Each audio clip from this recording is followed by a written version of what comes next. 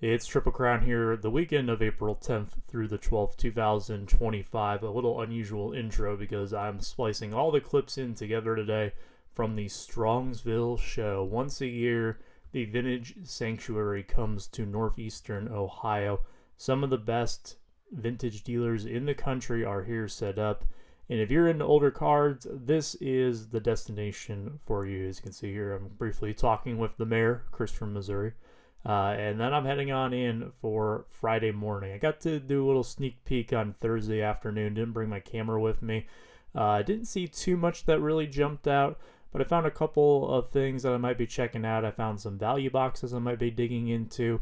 Really, I came up here for a couple of reasons. Number one would be the people, and number two would be that I was buying a collection on Thursday night from a YouTube commenter. Won't name names, but he had reached out to me about 6 weeks ago and we had agreed on a price. We met up and officially made the deal happen.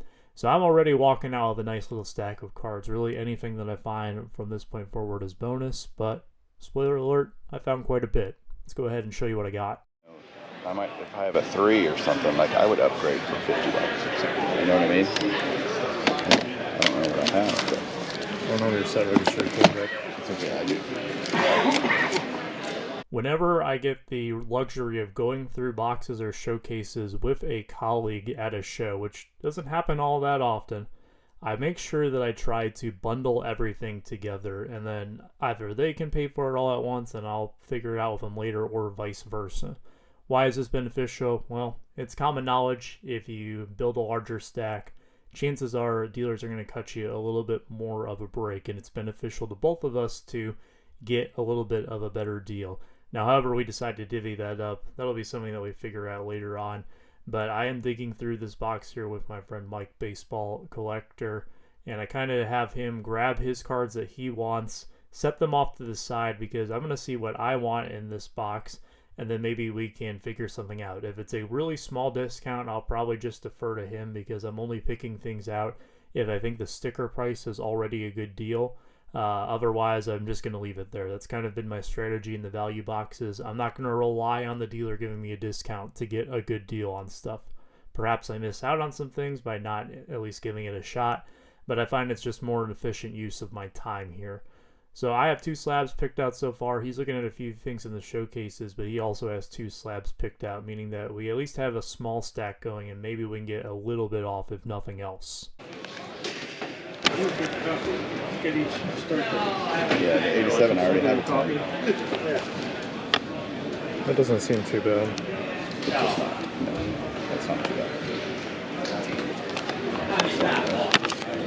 Pausing again really briefly, I do like to go through value boxes without looking anything up. It's a little bit more fun for me that way, and I also just like to look through the cards and get a feel for what the asking prices are and use my gut to tell me, hey, that looks like it might be a pretty good deal, because even if it isn't a screaming deal, if my gut says it is, then perhaps someone else will see it that way too. That's exactly what happened with this Yogi Berra autograph. $50 for a slab Berra autograph seems like a pretty good price.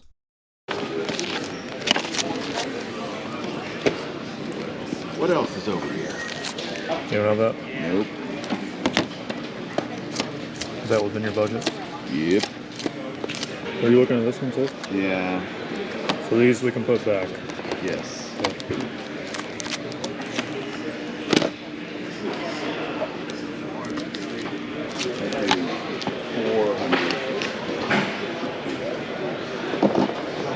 I've got 75, you've got 57. What do you want on your two?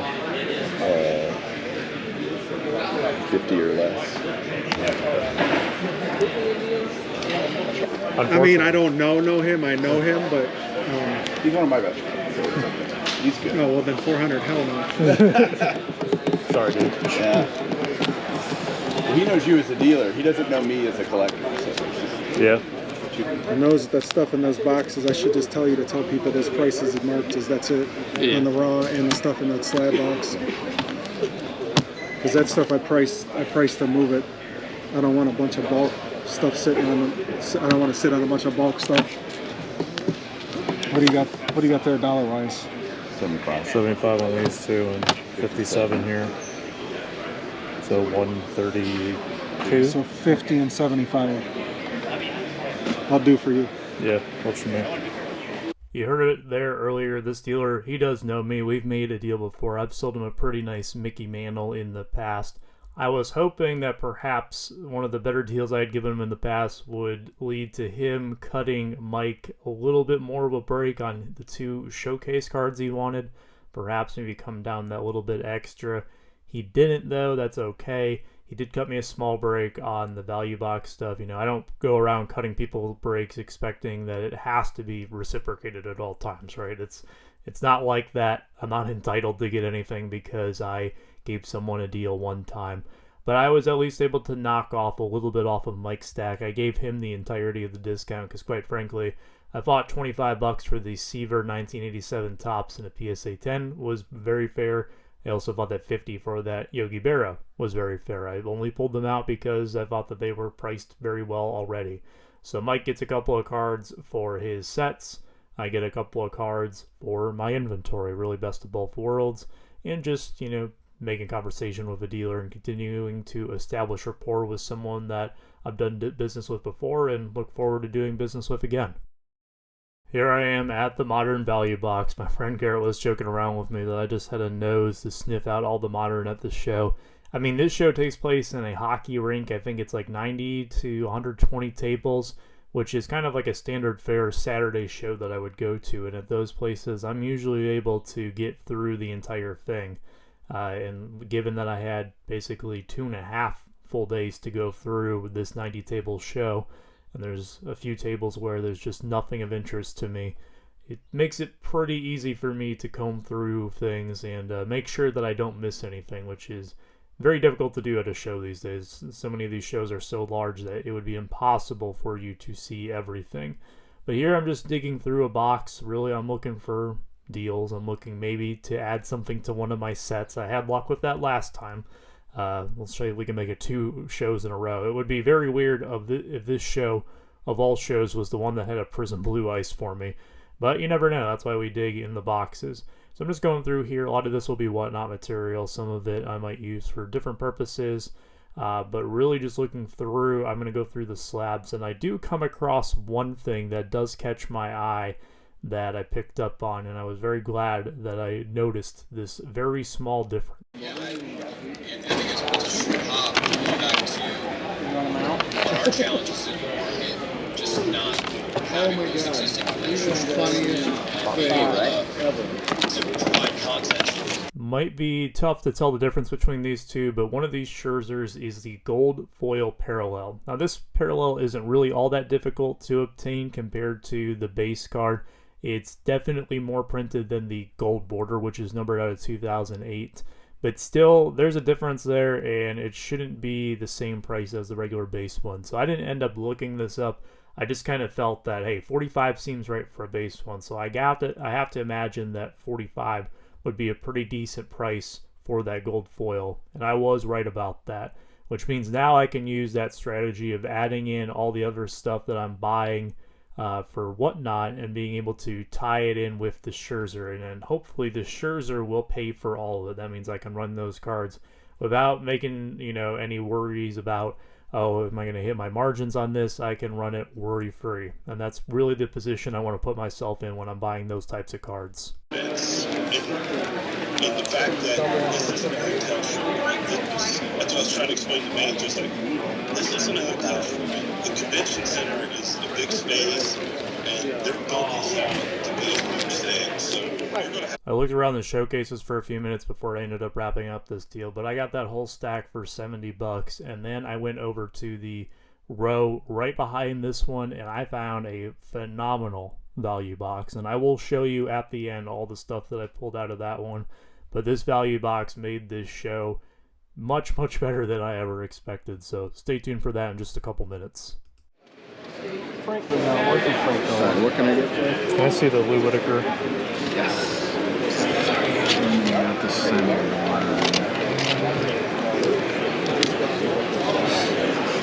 Thank you. How do I get the...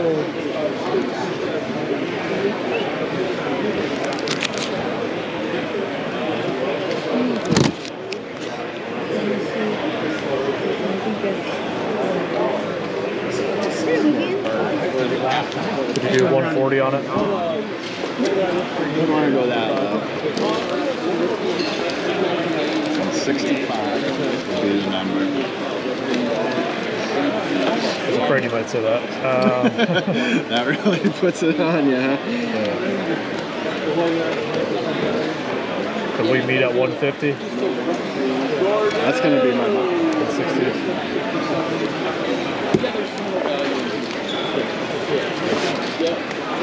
All right, let's do it. All right, it turns out that I actually did find something for myself. This was definitely not on my bucket list or on my radar whatsoever going into this show, but I saw it earlier in the day. I went to lunch with the boys, talked to them about it, and said, you know what, I think I'm going to get this for myself. It's a 93 Finest Lou Whitaker refractor, first year of Finest. These are not numbered, but they have a stated print run of 241. If I recall correctly, just spitballing this, I think Whitaker played from 77 to 95. Should be in the Hall of Fame, by the way. And this has to be probably one of his better cards, especially among non-rookies. He isn't in any of those 90s insert sets. He was kind of in the twilight years where they wouldn't really include him in those, like a Bonds or a Griffey or a McGuire would be. So to me, I feel like this is probably one of his better cards in general, and especially among non-rookies. If anybody out there has any other suggestions for what might be a top-tier Lou Whitaker card, I am all ears. But in a fine 9, that's a really good grade for this card. I paid a lot stronger than I wanted to. That negotiation kind of went exactly like I thought. I wanted it at 140. He told me 165. I really thought he was going to say 160. I was hoping maybe he'd meet halfway at 150. He said no, 165, and I said, all right, you got me. But I didn't want to let this get away from me over $15. I think that's something that I definitely would have regretted thinking about it moving forward, and especially now editing the video. I am 100% confident with that decision and very glad that I decided to end up taking it home. But yeah, this is a little something that I'm going to be doing going forward, I think. I got the Amon-Ra St. Brown down at Culture Collision, that true NTRPA, and now I ended up picking up this Lou Whitaker. So anytime I go to one of these regional shows, if I can pick up one nice card from my collection that isn't necessarily set-oriented, meaning it's not a Blue Ice, it's not a Diamond Anniversary, etc., and kind of take that home as a bit of a memento for that show, I feel like that'd be kind of a cool way to build my collection again, and this would be give me a little bit more freedom. I'm usually very rigid in how I build my collection, but this is something where, you know, if I see it, I'll know it, and that was exactly the case here with this Whitaker, and I could not be more happy with it to have it in my collection. I got that bad boy home and put it in a nice orange slab mag as well, so it is it's in its home now, and I, again, could not be more happy with it. Okay, now it is time to go through the value box cards that I picked out. This was something that happened early-ish on Friday, and you'll see here some of them, I'll show you the stickers. Some of them, you won't be able to see them because they're on the back and I'm not turning the cards over. But just general rule of thumb here is I paid about $3 a card for all of these. Now, I did want to try to bundle it with something in the showcase. He had stuff from all different eras, and as a matter of fact, this is actually the dealer that I bought the Phil Mickelson SP Authentic autograph from at last year's Strongsville show, if you remember that from that vlog. But this here, I mean, Mahomes insert for $1, some nice rookie color for $1, some autographs in there for cheap. There's a Drew Lock case hit, Terrell Davis case hit, Kwity Paye case hit, all for $1. You know, a lot of the names in here are not going to blow you away, right? We're not finding numbered Tom Brady's in the dollar box. But there is some good low-numbered stuff in here of some decent names. There's some fun stuff like the Rob Dibble autograph. There's a low-numbered out of 25 Jeff Kent relic card, the Judge Heritage Chrome. This is all just really good fuel for whatnot. Some of these cards I'll probably give away to some collectors out there. And also just really cool value box stuff. And that is why I love going through the value boxes, and being able to sell on a live streaming platform has really enabled me to expand my horizons and go back through boxes, because for a while there I really wasn't. I didn't have a good outlet to move those cards, and I didn't really have a good reason to dig. But digging in boxes, you'll never be able to take that out of me. It's just something that I absolutely love doing, and kind of looking for buried treasure. You might have seen that Ivan Herrera first Bowman Chrome autograph. I did find that one. That one I actually sold on eBay this morning when I'm recording this for $20. Not too bad. Some of the other stuff in here has already moved as well, and the early returns on this little stack is pretty solid. I'm definitely pleased with it. A lot of the baseball I haven't ran yet, but that'll be coming up on Tuesday. So that's it for me. A little bit shorter side of the vlogs, but until next time, take care, stay safe, be kind.